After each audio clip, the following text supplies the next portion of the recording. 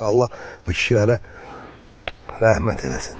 Allah qəni-qəni rəhmət eləsin. Mənim babam çox yaxşı kişi olub, çox ağsaqqal adam olub. Kənddə, kəsəkdə hamıdan soruşa bilərsiniz. İnanın ki, uzun illər keçsə də mən bura hər dəfə gələndə kövrəlirəm.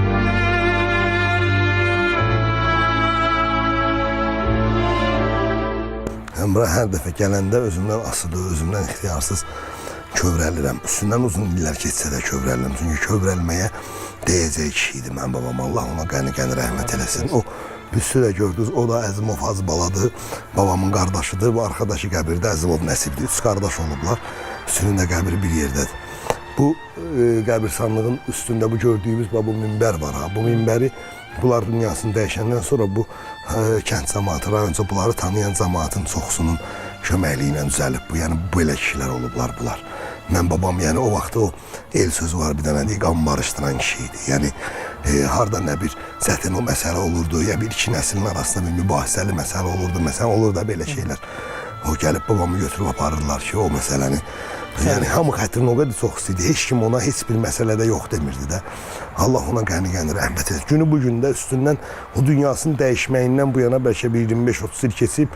Günü bu gündə mən hansısa bir kəndə qonaq gedəndə, hansısa bir yerə ziyarət eləyəndə, hansısa bir kəndi ziyarətə gedəndə görürlər mənə orada belə üzümün sırtalarından demirlər, ha sən Orxansan, meyxanasız ilə sən Bəybalanın əvəzsən. O mənə o qədər qürur verir, o qədər fəxrlənir, o hər yerdə deyirəm ki, Allah bizə də elə işlərdən olmalı.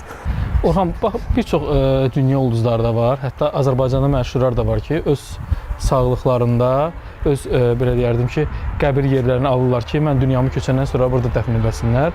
Allah gecindən versin. Amin. Orxan ümumiyyətlə ölüm barədə fikirləşirmi ki? Həm ölümü mən hər gün fikirləşirəm. Ölümü hər gün xatırlamadığım gün olmur ümumiyyətlə ölümü. Demirəm ha, qorxuram ölümdən, yox. Amma hər gün xatırladığım bir məqam olur. Ya bir yorulanda, ya bezəndə, ya əsəbləşəndə, ya istənəndə, ya elə oturduğum yerdə, ya hansısa namazlarımı qılanda həmişə ölüm yadıma düşür, xatırlayıram. Ancaq o evdə də hərdən deyirəm, o deyəndə hamının xətrinə deyirəm. Yəni vəsiyyət eləmək. Həmişə deyirəm ki, məni mütləq aparmaq lazımdır. Dünyadan köçəndə rayona, o kəndin qəbirstanlığına elə orada dəfn eləyərsiniz. Yəni bu qəbirstanlıqda. Yer olaraq bir yer fikirləşməmişəm, amma içimdəki istək odur ki, məni də elə ata-babamın yanında orada dəfn eləyərsiniz. Allah gecindən versin. Gəlib gedənlərə də bir yer olaraq qalsın da. İndi ömürə vəfa yoxdur, onsuz da bilmək olmur. Vallahi. Orxan, bax, babadan belə deyək, danışdın. Babanın hansı sözün qulağında sırq eləmirsən? Babamın çox sözləri var. Çox sözləri var ki, həmişə yadımızda qalıb, xatirəmizdə qalıb. Onun bir gözəl sözü var idi. Adam nəyəsə hissənəndə, nəyəsə əsəbləşəndə o həmişə deyərdi ki, dünya boş dünyadır. Yəni, biraz başını boş bıraxın belə şeylərin. Çox özünüzə dərd eləməyin, çox ürəyinizə dərd eləməyin.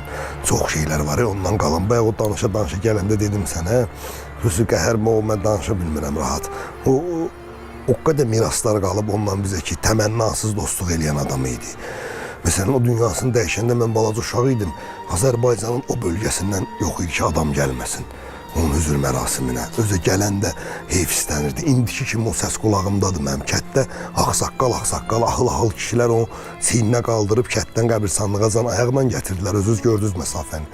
Yolda bu səslər hələ də qulağımda zingildiyir mənim. Babam deyənə demirəm, bunu İmişli rayonunda kimdən soruşdunuz, Əzimov Bəybala deyəcəklərsiniz.